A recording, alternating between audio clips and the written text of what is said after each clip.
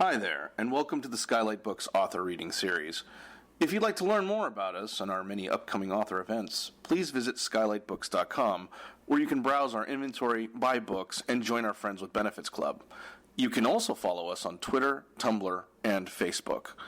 To speak to a real live bookseller like me, please call 323-660-1175. Thanks for your support, and enjoy. It means a lot to be able to do my debut here, and it means a lot to see all of you here, so thank you for coming. So I'm going to do something a little unconventional. There will be sort of a Q&A, but I'm going to do basically a self-interview. So I'm going to ask myself questions about my novel, and then I'll answer them. And then I will also do some readings from the novel throughout that. But if anyone has any questions at any point, you can raise your hand, and I'll also pause at certain points for questions. I teach as my day job. I'm a tutor, so I sometimes get into this mode, this teacher mode. So if I sound too much like a high school teacher, I'm sorry. All right, so question one. Can you tell us what Portrait of Sebastian Khan is about? Yes, I can. So this novel, as you probably heard from that description, it's a novel. It's a literary comedy. I love that phrase, literary comedy. It's about a young man who is about to graduate from college and who is afraid of the real world. And he is, he's Muslim American, but he's not practicing, and he's obsessed with art history. And essentially, he does everything he can to avoid growing up across the novel. It's sort of more than that. It's a novel about, it's about sort of young people facing a turning point in their life, but it's also a novel that sort of critiques a certain kind of masculinity, certain kind of way certain kind of men look at women, but it's also about art history and the sort of relationship between reality and art. And finally, it's a satire of a model UN club. So that's the part that that's the part that sort of seems like it doesn't really relate to the rest of it, but when you read the novel, hopefully you'll see the way it does. So to sort of set it all up, I'm going to read from the prologue, a few sort of sections, a few pages from the prologue. So, Sebastian turns from the window and walks down the hallway to the adjoining room. He's in Philadelphia for only a few more hours. The Model United Nations conference he was here for is over, and his team's plane will soon depart back to San Francisco. And tomorrow, he'll be back in his freshman dorm in Berkeley. And so, he wants one more time to gaze upon the painting, which has always been his favorite. Before the next room, he finds it, hanging unceremoniously by the doorway, overlooked by all the passers-by, eager to plunge headfirst into the 20th century rooms beyond. Though not by Sebastian, who, like the painting, prefers to remain here, firmly rooted in the 19th century. The Thorny Path by Thomas Couture, 1873. The painting centers on a woman who is almost naked, wearing, draped around her body, only a single white sheet that nevertheless manages to leave exposed both her breasts. She sits enthroned atop a carriage, which, with a jaunty tilt of her head, she wills forward through a shadowy forest path. Below her, each clutching a rope that leads back to her magnificent seat, are not horses, but men, a nobleman, a soldier, a scholar, and a troubadour. Despite the surrounding darkness, the woman shines as if with divine light. As a whole, the image is meant to be an allegorical critique of the decadence and immorality of 19th century French society, or so the description beside it says. But Sebastian cares little for Couture's rather obvious didactic intent. In fact, his gaze barely lingers on the woman, naked though she is, and instead focuses on the men before her. The nobleman is fat and tired, his stomach hanging grotesquely out before him. The soldier is defeated, his sword pointed at the dirt, and his face turned away in shame. The scholar is distant, a pen in his hand, and his gaze far away. Only the troubadour, pulls the carriage, or only the troubadour has his head held high, his expression proud and glowing as he pulls the carriage forward. To Sebastian, this troubadour becomes the unintended center of the piece. Sebastian is not stupid, a straight-A student, in fact, and so he does immediately recognize the painting's stern morality and the not-so-subtle reference to the transience of youth in the form of the old crone, hunched in the carriage behind the semi-naked woman. But he chooses to ignore it all, the crone and the larger message. Art for him is about the perceiver and not the artist, and Sebastian reads the painting not as one of shame or sadness, but as a celebration of the troubadour's spirit. Alone of all these men, the troubadour pulls the carriage with purpose and optimism, happy to bear a burden as exquisite as this woman. Sebastian often ignores the obvious thematic elements of art. He is the kind of young man who reads Frankenstein as a defense of ambition, and views La Dolce Vita as a glorification of the hedonistic life. His favorite literary figures are Amory Blaine, Julian Sorel, Don Quixote, and Don Draper. Most tragically of all, he believes the picture of Dorian Gray to be a celebration of the Epicurean spirit of Henry Wotton, instead of a critique of decadence and aestheticism. And so what can one expect when a young man like that gazes up at a painting such as this? Staring at it thus, Sebastian only reaffirms his decision to study art history.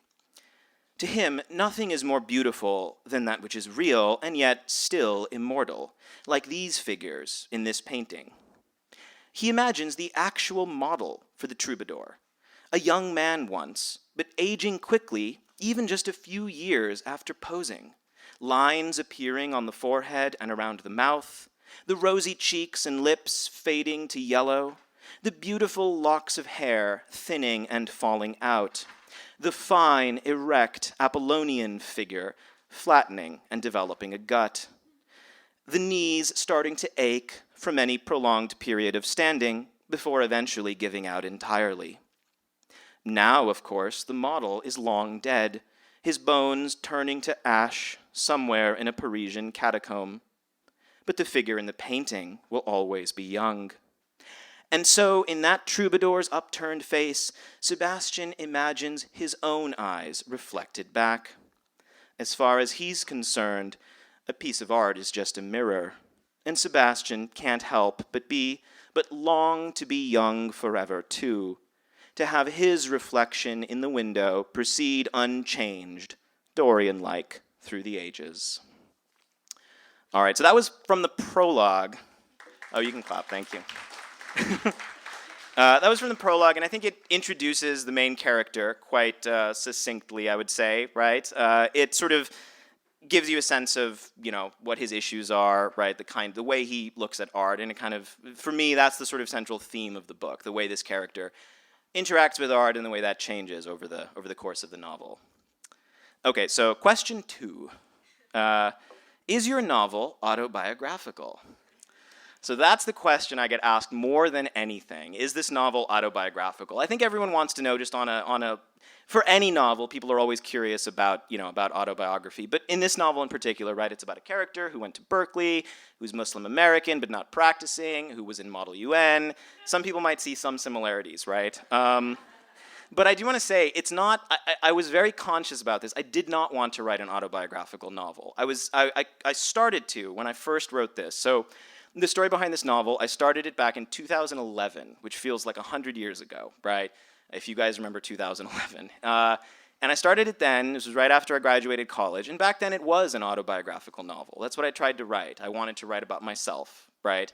And it was in first person, and it was not very good, and it was just very sort of, I couldn't look at myself, if that makes sense. And I think that's what's hard about autobiographical novels. So in the rewrite process, which I sort of put it away for a while after I sort of realized it was not a good novel, I restarted the whole thing in 2015, and that was when I realized that I had to consciously distance myself from the character. For all the similarities that there might be, I had to actually approach the psychology of the character as if it was a different person, right? Like as if it was not me.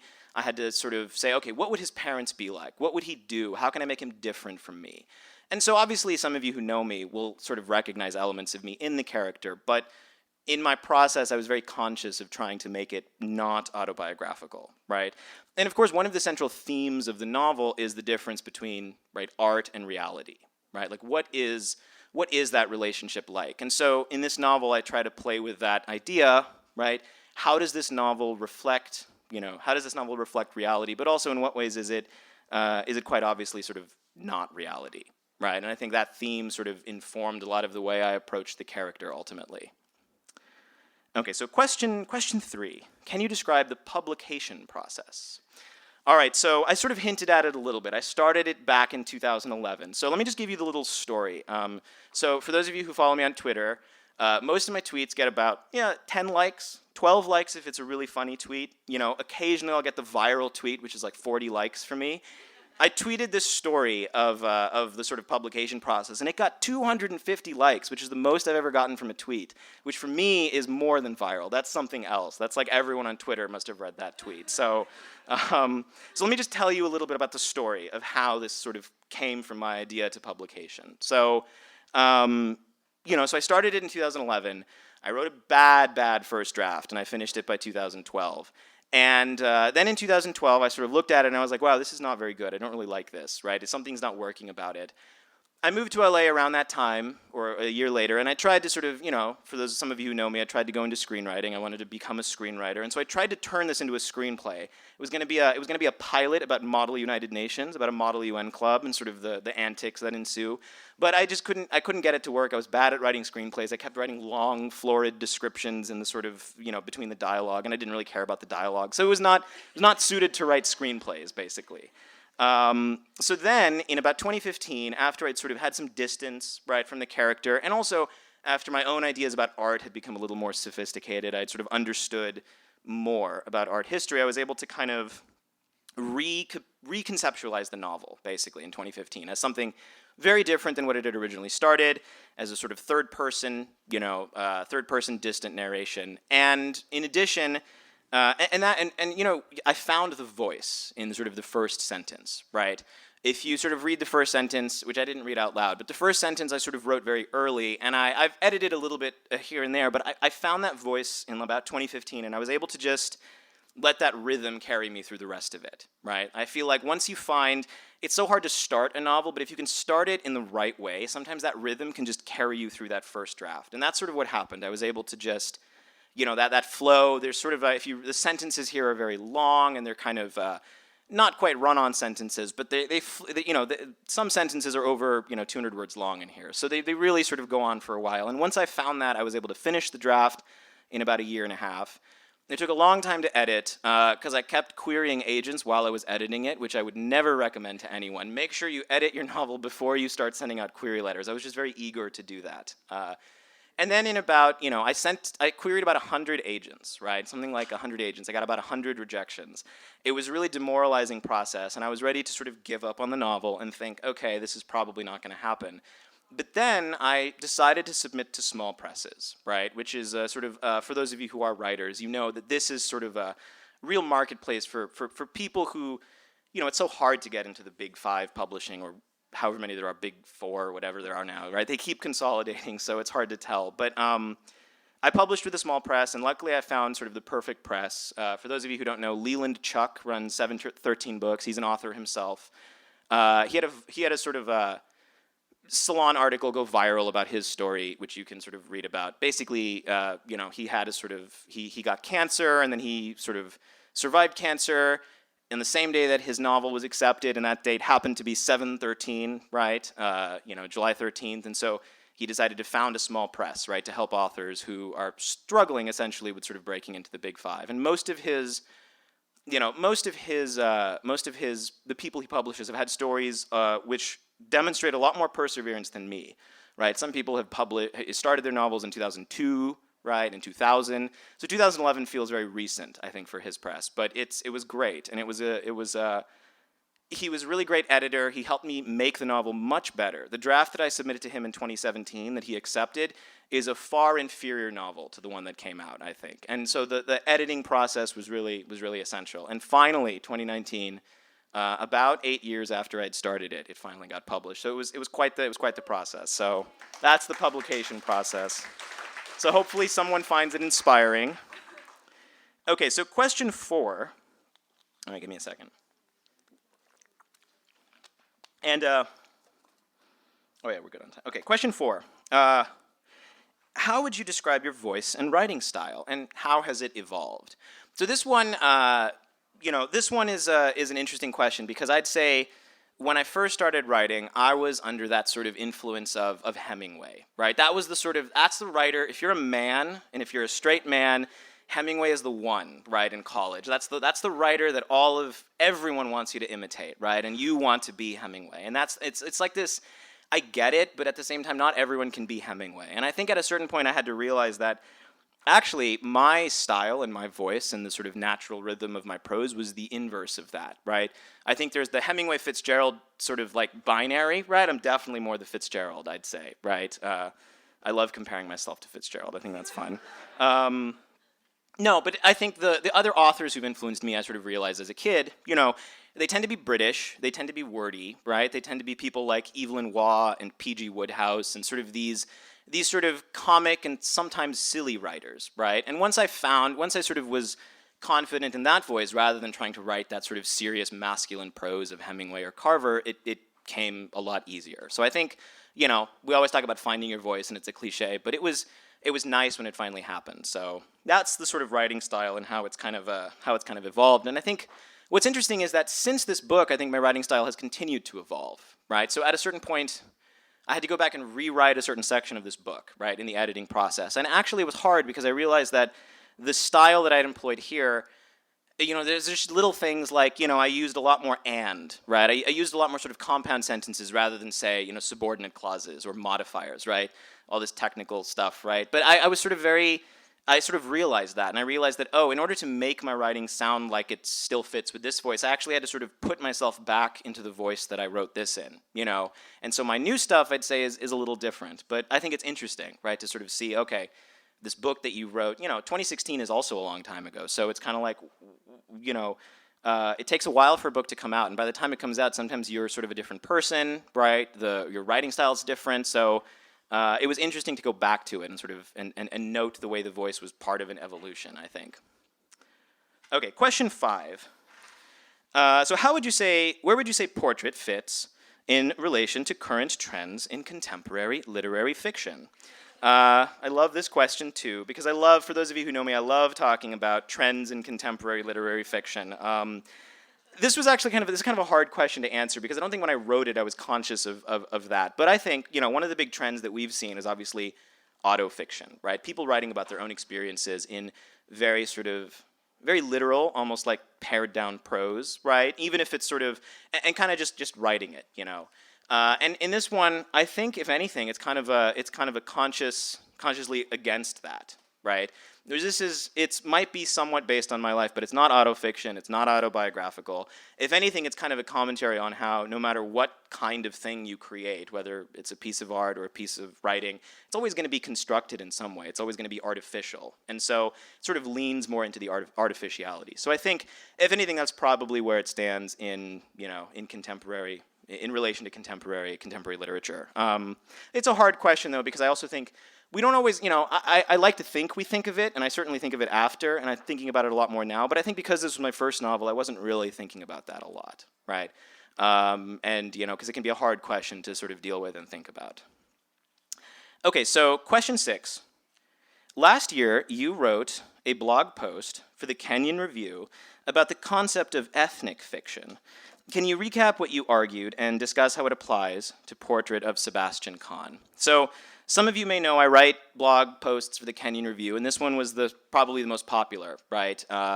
It was the one that got the most buzz, and a lot of people messaged me about it. So I want to read from the blog post about ethnic fiction, and then I'll talk about how it applies. So, okay, and the post is just titled "On Ethnic Fiction," but ethnic fiction is in quotes. All right, so Mark McGurl's The Program Era is a wonderful book, and I've mentioned it several times on this blog before, but it does use the problematic label ethnic fiction to describe a broad swath of writers, from Philip Roth to Maxine Hong Kingston, essentially anyone who writes about characters from marginalized identities. In McGurl's defense, he more often uses the phrase high cultural pluralism than ethnic fiction, but still, the fact that he feels the need to employ the latter term to explain the former reveals, sadly, that it still has a relevance in our literary world, despite the fact that writers of color today write such works of such variety that it's absurd to try and lump them together under such a reductive label. I myself encountered quite a bit of this as an emerging writer when submitting my work, mainly this novel, to literary agents, many of whom told me I needed to bring out the Muslim or the Pakistani elements of my characters. One of them even put it as bluntly as they could, saying that the main reason a reader picks up a work by a non-white writer is to be introduced to an unfamiliar culture. My novel, alas, was ultimately too American, and my brown characters too white. Needless to say, none of these agents were people of color. I understand, of course, that these agents all had the best of intentions. They wanted my work to sell, and they were doing what they thought would help publish more writers of color. But their approach assumed that I'd be writing exclusively for a white audience. And this, in microcosm, is my problem with the label ethnic fiction. Beyond just the term, the very idea of the category assumes a white audience, as if there's something so different about marginalized perspectives that novels that feature them must be placed in their own separate category. White writers get to be minimalist or postmodern, Mark McGurl's other two categories for post-war American fiction, but writers of color are inevitably always writers of ethnic fiction. At first, this view appears to be the inverse of that infamous joke from the recent reboot of Roseanne about missing the television shows featuring Black and Asian families. They're just like us, now you're all caught up. You guys remember that joke. Instead of emphasizing how underneath the racial difference everyone's just American, the label ethnic fiction assumes that any experience of a person of color is so different that it deserves its own special category. But really, these views are just two sides of the same coin, because lurking behind the idea that a white reader will pick up a book by a writer of color only to explore an unfamiliar culture is the truth that if a culture is too unfamiliar, too strange, too different from the normative bourgeois American experience, this hypothetical white reader will be made too uneasy. The result is that the ideal work of ethnic fiction is one that introduces a white reader to an unfamiliar world, emphasizes the cultural differences between them and their protagonist, but ultimately reassures the white reader that beneath these cultural differences, the ethnic protagonist still possesses the same universal human values. So that's just part of the post. It goes on from there. But let me talk a little bit about how that applies here, because I think, what I like about, so my publisher once used to say that he doesn't feel that that sort of, he was very conscious of this too, this idea, right? Leland, he's an Asian writer, Asian American writer, and he always felt that, I think the joke he made was he doesn't always get up in the morning and think, I'm gonna go brush my Asian teeth, right? So he doesn't think that, nobody thinks that. You're not always conscious, right, of your marginalized identity, right? Sometimes, in fact, that's kind of nice, you get to not be that marginalized identity. And so that was kind of my experience growing up a little bit. And so with this book, I wanted to write a character who was not white, right? And he's half white in this. But I wanted to write a character who's not completely white. And I think it was sort of important to me that it doesn't, I do have that novel somewhere in me. This sort of, Muslim boy growing up after 9/11 who feels the weight of blah, blah, blah. I'm going to write that at some point, right? But this is not that, right? This is a different novel. I wanted it to sort of be a different kind of person of color narrative. And one thing that I thought was really important was allowing a person of character to be a bad person, right? A person of color to be a bad person, right? I think a lot of people will read this book and not really like Sebastian Khan, right? They'll sort of find him problematic, certainly in terms of the way he looks at women, right? And I think, for me, it was important to allow a person of color to have that flaw, right? I compare him a lot to Don Draper on the back cover, throughout the novel. It's kind of a joke throughout, right? And the thing is, white people get to be Don Draper in novels. They get to be Don Draper all the time, and we forgive them for it. But sometimes we expect a person of color to be so much more perfect. And that's not my experience. I was not a perfect person, and most of the people of color that I knew and were friends with were not perfect people. And so it was important for me to represent that in a novel, and essentially say, yeah, this person is a very flawed and fucked up human being, and he is also half Muslim, part Muslim American. And so that was important to me to do. So I really wanted to sort of do that with this, and I'm really glad that Leland, my publisher, recognized that and was sort of, and that was the thing I think that really drew him to the novel when I submitted it to him. All right, question 7. We have some time, yeah. Time for a difficult question. All right, your novel features an unlikable, male, heterosexual protagonist who treats women as art objects and pursues them purely for sexual gratification rather than any emotional connection, mostly. In an era when representations of the male gaze are increasingly and rightfully criticized, how do you ensure you're actually critiquing your character instead of lapsing into self-indulgence? So yeah, I asked myself the tough questions. This was something that I really thought about a lot. It was something that I sort of had to struggle with, to be frank, right? Because some of my big literary influences are Philip Roth, for example, right? And I can definitely imagine the men nodding in their heads and the women going, oh my God, Philip Roth, right? Because he's a polarizing writer, right? Like, I think a lot of men I know really connect to Philip Roth. They see themselves in his characters, and especially people who are, people of color, right? See themselves in Philip Roth novels. That's how I felt. And yet I know that he's also a very sexist writer whose depictions of women, even if they're intended perhaps to be critiques of the characters, are still difficult to read. So this was something I definitely thought about. Right, and all I'll say for this is essentially, the ways that I approached trying to avoid self-indulgence, and whether that's successful or not, I think is up to every individual reader. But for me, the first thing was being able to do it in third person, right? Such a small thing, it seems like a small thing, but it actually creates that distance that's necessary for the critique, right?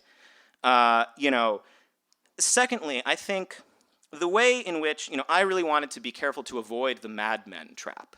Right? I love Mad Men. I think it's a great show. At the same time, most men I know wanted to be Don Draper. Right? And doesn't that sort of subvert the whole critique of the show if you want to be Don Draper? Right? The whole point is that, oh, look at this sexist guy from the 60s. Thank God we're not like that anymore. And yet half the men I knew watching the show were like, man, I want to be like Don Draper. Right? And that was a problem. That was a sort of, that makes the show, I think, imperfect. And so it was important to me to make sure, and more than that, I think, even a lot of the women I knew who watched the show also liked Don Draper, despite themselves, right? He was an attractive figure who was sort of, despite the fact that he's sexist, he treats some people nice, and he's good at advertising and all of that. Whereas here, I very much wanted Sebastian to just come across as an asshole at times, and he's not necessarily, as much as he thinks of himself as Don Draper, right? He's not Don Draper, and he's a kid in Model UN who studies art history at Berkeley, right? It's certainly not high power advertising at a New York firm. So there is a kind of the satire of the book, I think, critiques it a lot more than Don Draper, which kind of I think really indulged in its aesthetics. Of course, as the passage I read from the beginning was all about misinterpreting art. So that's the thing. People misinterpret art all the time. People see themselves in characters that are intended to be problematic, and so I can't really predict how people will feel about Sebastian Khan, but I tried to represent him as as flawed as I could, but still authentic to what I felt was, still what I felt was authentic. So, we always sort of disagree with sort of critiques of these kind of characters, right? I was compared in a review to Bret Easton Ellis, which was weird because I actually don't like Bret Easton Ellis, and I don't think I write like him at all. But I think what they meant was that I write these sort of really emotionally stunted, kind of really flawed characters, which I'll take. That's fine. I can accept the Bret Easton Ellis comparison. But what's funny about him is he's another example of that kind of writer who some people think he's critiquing his character, and some people think he's self-indulgent, right? That he's sort of indulging in their behavior. And that dichotomy, I think, can't really be fully addressed. People will have these different reactions. So I think I'm fine with the sort of dual reactions that I think this book will get. I think as a writer, you sort of just have to be, so. All right, so we'll do Maybe one or two more questions, and if anyone has any questions from the audience. Okay, so question 8.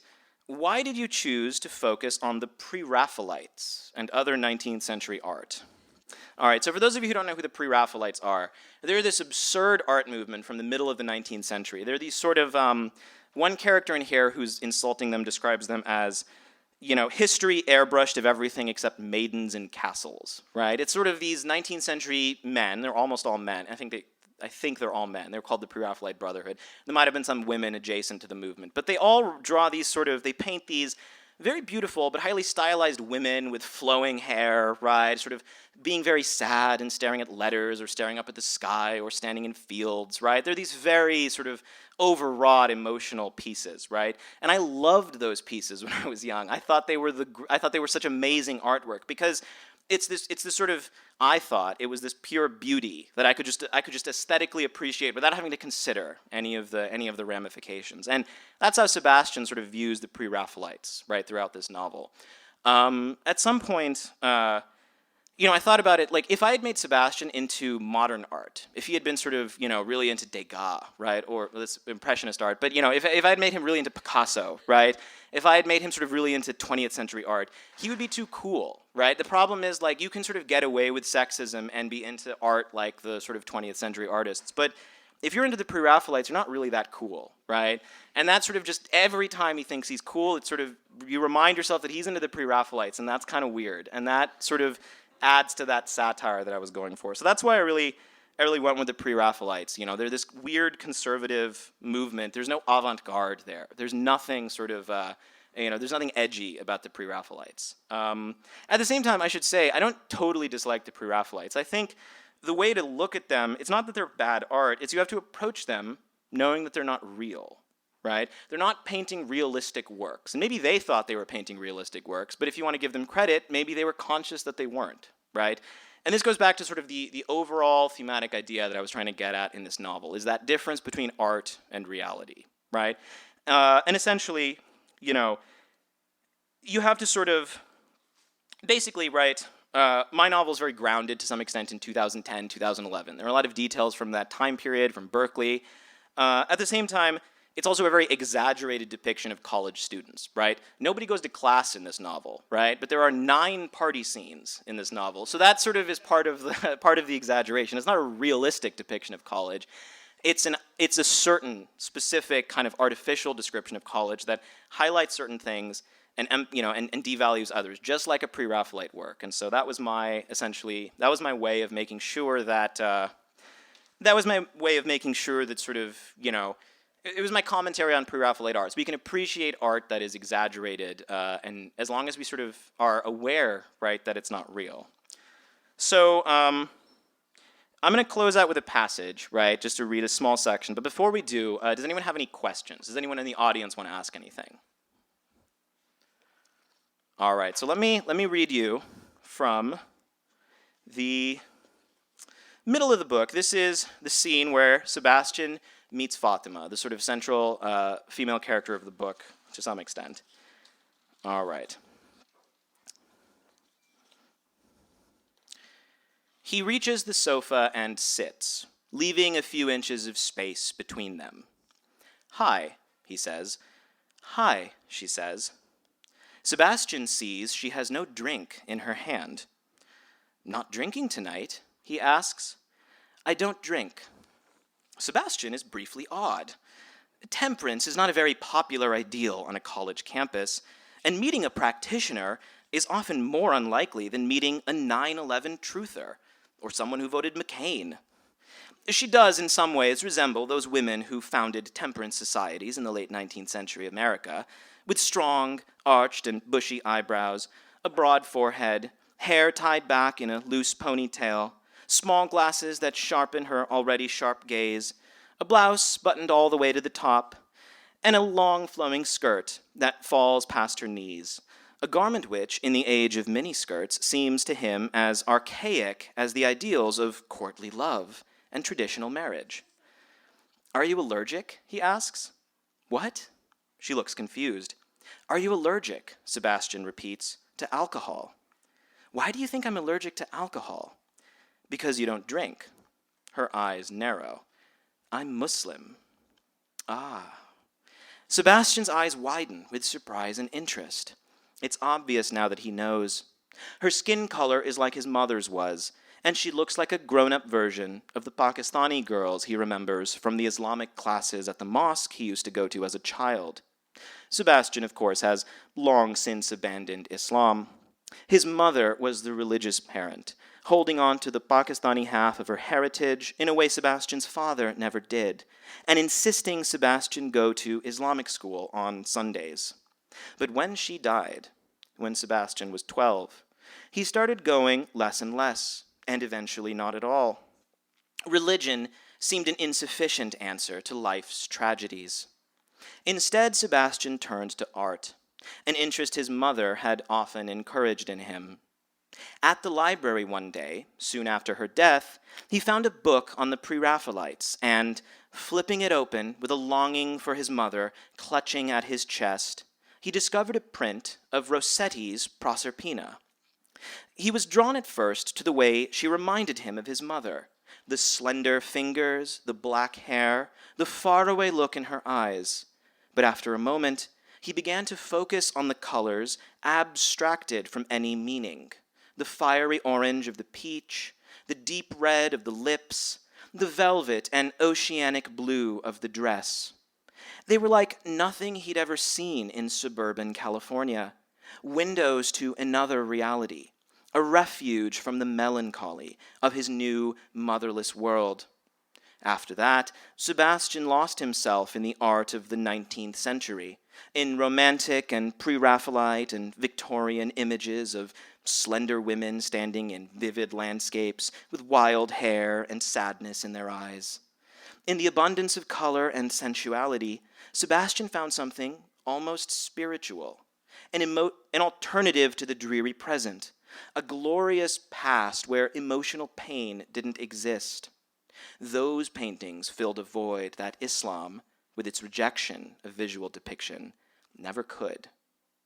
And so Sebastian passed his adolescence in a state of blissful impiety, skipping mosque class to go to museum exhibitions and reading Walter Pater instead of the Quran.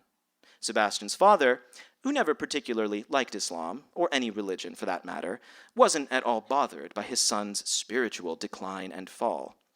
Yet still, despite his apostasy, whenever Sebastian passes by the Muslim Student Association table on Sproul Plaza and sees the group of them praying at the top of the steps of the Martin Luther King building and placing their foreheads on the felt prayer mats rolled out across the ground, he feels a surprising swell of emotion listening to their collective Allahu Akbar echo down the promenade. In those moments, he thinks of his mother, who taught him some Arabic words as a child and whispered them to him as he went to sleep, comforting, lilting phrases that she said would blanket him and always keep him safe. Now, with this Fatima who declares herself Muslim and doesn't drink and has his mother's skin tone and even looks a little like Rossetti's Proserpina with her sharp nose and fierce expression, Sebastian is overwhelmed with a strange feeling, something he's never felt for any of the many women he's casually courted, women who have almost entirely been white. Something beyond simple lust, a longing for his mother and a culture he'd long ago rejected. All right, thank you guys for listening to me talk to myself for 45 minutes.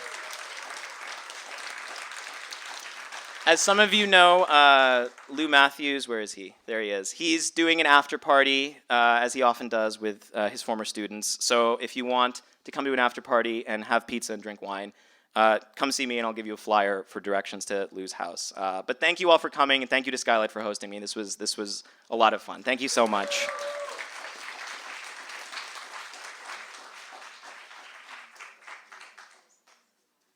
If anyone has any questions, I can take them, but I don't know if anyone does. Yeah, anybody no question? Mm-hmm. Okay. Not a question, just a comment. Your ticket to the after party is a copy of the Tootsie Roll. She has a question. Does anyone have a question? Yeah? Oh yeah, what? So you said you wrote it in 2011. You took a break and then came back to it in 2015. What brought That's a good question. Yeah, what brought me back to it?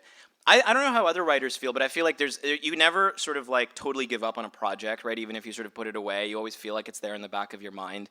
And I don't really remember. I was sitting at this restaurant in Westwood that no longer exists. It was closed. It was some like Quebecois restaurant or something. I was like eating dinner by myself, right? It was like 5 o'clock. I remember it very vividly. And I was sitting there and I was thinking about art for some reason, because I guess that's what I do, right? I was going to go to some class at UCLA Extension.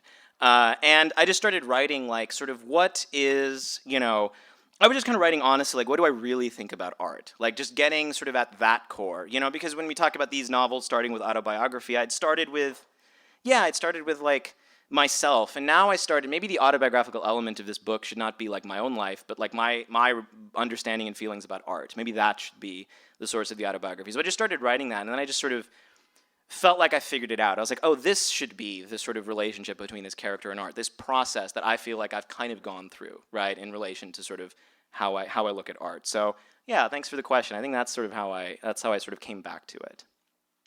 Any other questions? Yeah?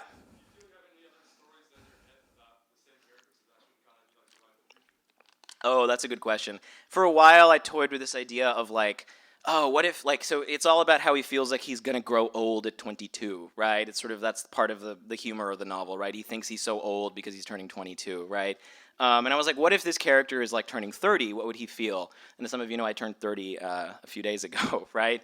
So I was like, oh, what if, and I was like, what if he did a whole novel about like his relationship to modern art and he's turning 30? But then I thought, no, I think I need to sort of just write other things. And, maybe this is the last time I look at Sebastian Khan. Who knows? At this point, I think I feel like I want to write other stuff. But yeah, maybe now I have that idea in the back of my mind, so maybe I will sort of come back to it like when I'm 60 or something, Maybe that would be more interesting, a 60-year-old Sebastian Khan, so yeah? So you talked a bit about the publication process. I'm wondering how you're feeling now with it being launched, or maybe it's too early? No, that's a great question. I think I've been feeling a range of emotions, right? So it's a small press, and Leland's first thing was you gotta moderate your expectations, right? You are not really going to be in bookstores unless it's like Skylight and you read there, right? And places like that, like unless you're sort of, it's gonna be a slow sort of sales process, right? If it sort of sells at all, you're gonna have to see this as kind of like a springboard to like future books and a future literary career. But yeah, I've also felt this kind of. I passed by earlier and I looked inside and I saw my book on the shelf and I kind of freaked out, and then I went to that diner over there and just had a beer, and so it was it was like 3 o'clock, and so it was yeah. So I think I definitely feel that kind of pressure, but I think it's I think my publisher sort of did a good job of helping me sort of make sure, like, sort of being realistic with me about sort of the expectations for the book. And I think I luckily have a lot of writer friends who have gone through the same process, so it's nice to be able to, see how they dealt with it. Yeah? You talked about how when you were editing with Leland, that your writing was a little different now than it was when you wrote it. But do you feel like the time that you put it away was helpful or not? Coming back to it? Oh yeah, like, so the writing process from there, definitely, yeah. Like, that was the period where I took a bunch of UCLA classes, right, with lots of different people, including Lou, but lots of other people too. But I'd started this book before Lou's class. But for those of you, a lot of people here have taken classes with Lou Matthews at UCLA, and he, he taught me. I feel like he taught me how to write in some fundamental ways that I just didn't know before, if that makes sense. Like, write in scene and use the 5 senses and write more dialogue, just like little things like that. That I think, this book was sort of mostly written, I'd say, before and during Lou's class rather than afterwards. But it's definitely it definitely helped a lot to just put it away, figure stuff out about my own, learn how to write basically, and then come back to it. Any other questions? Yeah. When I studied art history in New York, and like a generation older than me, nobody entered the picture. It was very important to have a conceptual feel for how you talk about art and how you criticize art. So, and it's funny, just this morning I read a poem by Billy Collins where the RCA dog with the megaphone, he enters that picture and starts describing the life of that picture. And I'm so intrigued by that, because it feels sort of like a taboo and a violation for someone who was trained in art history the way I was. Yeah. So, what gave you the daring, just being next generation, to enter the picture? I mean, can you talk a little bit used to read literature subjectively, how I related to the character. When I talk about that, yeah, I got shot down. With a hail of bullets, like that was like really sloppy. And so, can you help me as being last generation to get across that divide? Well, yeah, that's actually a fascinating question. I think I actually feel some of the same things where it's like, oh, if, especially, I think the literature connection you made is really great. Like, talking about literature, we definitely, I think, as writers are sort of like, you look at the work as this work, right, as this artistic thing, and your emotional reaction to the character is, don't let that get into it. And I think with this, maybe it was the kind of art that I was looking at, right? Maybe it was like the fact that it was the pre-Raphaelites, and you could sort of get at some of the sort of emotional reactions to that. But I think at the same time, I think what I sort of try to do in this is also, in some ways, critique Sebastian's emotional reaction to the pieces of art he sees, right? So I think you're still right in the sense that there is a kind of way of approaching, there is a character who's more sort of, I guess you could say, classically trained in this, in that she studies art history more seriously than Sebastian, and she has this sort of complete kind of intellectual takedown at one point of Sebastian's relationship to the pre-Raphaelites. And I don't think I disagree with her when I wrote that. I think I sort of agree with her critique that one of the things, and so I think you're right that, like, I guess I sort of allowed myself to talk about the emotional relationship that an individual has with art in some ways to kind of critique that a little bit, to recognize that how, when I say at the beginning, Sebastian sees art as a mirror, right? By the end, I don't know if Sebastian sees art as a mirror anymore, right? But I think a lot of us maybe first encounter art that way, right? For a lot of people, they first see art as a mirror, and they see how it relates to themselves. And maybe the process of sort of being able to see it outside of yourself is important, I think, right? So I think that's a great question. Thank you, yeah. You really opened up a very interesting area, and I mean, because pre-Raphaelites are considered inferior art. Yeah. I actually worked in a pre-Raphaelite gallery because it was a hot new market in New York. Oh, interesting. Buying this art, it was like, great job. So I thought the door you're opening here, where you're allowing feeling and personal reaction to art, which is what artists want. If you're creating something, you want to connect. And then taking that high academia, and I just think it's those two worlds, but you're actually making them get along, right? I think, yeah. Well, thank you for that. That's a great interpretation. Yeah, no, thank you. Oh, thank you, yeah. Any other questions? Anything else? Yeah? Have your parents read and reacted to the book? Oh, my dad's response was, yeah, man, it's great. Yeah, good job. He's an engineer. He's into the business side. He's like, so he's gonna be in bookstores. You're gonna sell it places. Like, yeah, he's gonna be at Costco. Like, are you gonna be on the New York? He's into that. Like, that's his relationship to novels. So he was asking about that. My mom, I don't know if my mom liked it, but maybe that's okay. Maybe that's fine. I think she didn't. She felt it was too explicit, is what she told me. So. And I don't know if a mother wants to read that, so fair enough. She's brave for having read it. So, any other questions? All right. Well, thank you guys again. Thank you for being here.